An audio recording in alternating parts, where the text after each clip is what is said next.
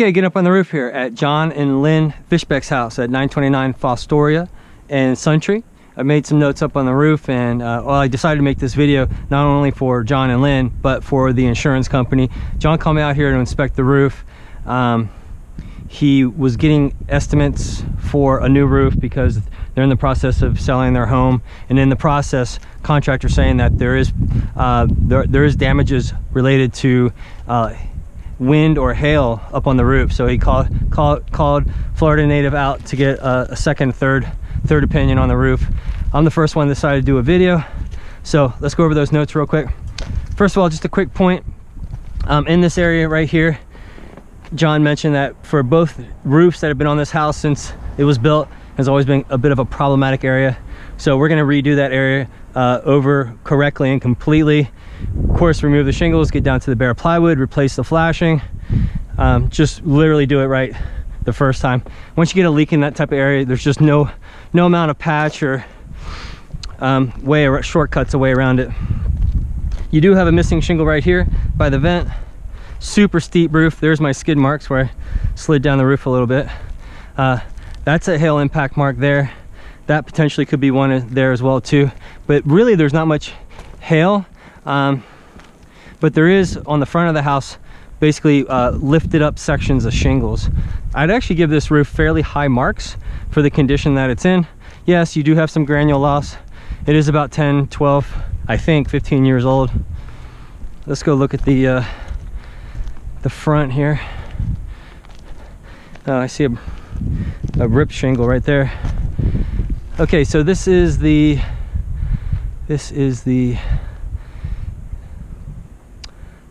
southeast side of the house. I think what caught my eye first, where's that ripped shingle? Where? Oh wow. Yep, right there. Oh, look at this. So this whole section is lifted up. Once you lose that protective or that adhesive bond between the back of the shingle and the roof itself, it's going to keep flopping around, vibrating. It starts getting wear marks through here. And then forget about hurricane season, which just started. Probably anything over 50 miles an hour. These shingles, because of the age. Oh, and the granules. The granules, in every sense of the word, are the sunblock for your roof, for your house. So when you lose the granules, all the protective chemicals in the asphalt shingles start to leach out, and then the shingles start to become extraordinarily brittle, almost like saltine crackers. And so in connection with the lifted up sections, and then when they get brittle, then they start to break and fly off. So that's exactly what's starting to happen now. Moving down here.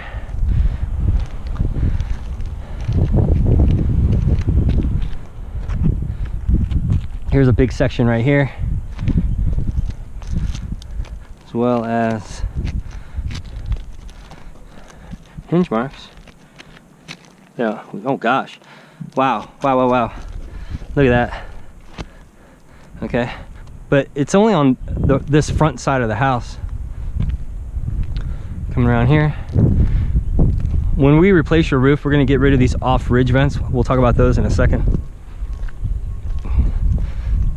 Ooh, I just noticed that there's some soft wood, looks like, right through here. Okay, so overall consensus with the roof, very high marks. You do have some granule loss. It is a sooner rather than later probably proposition for the roof. You do have wind related damage. I don't know if it's from hurricane or hailstorms. I'm not the insurance adjuster. We'll let him figure that out, or her, sorry. But you do have sections in the front here that need to be addressed. Okay, 20 seconds. Let's talk about how we're going to redo your roof correctly for you. Okay, forgive my obvious metal example here, but it's really not the top layer that's so important. It's all the layers underneath that are really important. So if you would imagine this with me, we're going to remove all the shingles, get down to the bare plywood roof. Anything remotely bad, soft, like I described by the stucco wall there, or in these lifted up areas, in the chimney area, you get 100 square feet with your new roof, 100 square feet of plywood replacement with your new roof. I'm sure that's more than enough for your house here without having to charge you extra. 2 of the building code upgrades. The first one says place a new nail every 6 inches. We're going to re-nail your plywood to your roof trusses.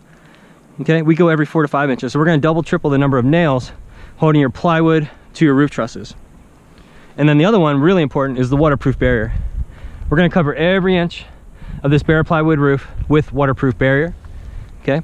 Even in the event that, let's just say the neighbor's screen enclosure ends up on top of your brand new shingle roof, it's still, with that waterproof barrier, not gonna allow water to get inside your house. And then we're gonna put your 30-year architectural shingles over top of that. As a company, we really stand behind CertainTeed Landmark Series shingles. It's the heaviest, thickest shingle out there for the same price as the other ones, but is definitely better, far better than the other ones, and that's why we picked that one. And so that's about the whole thing. So I'm gonna get down and talk more with the owners. Thanks.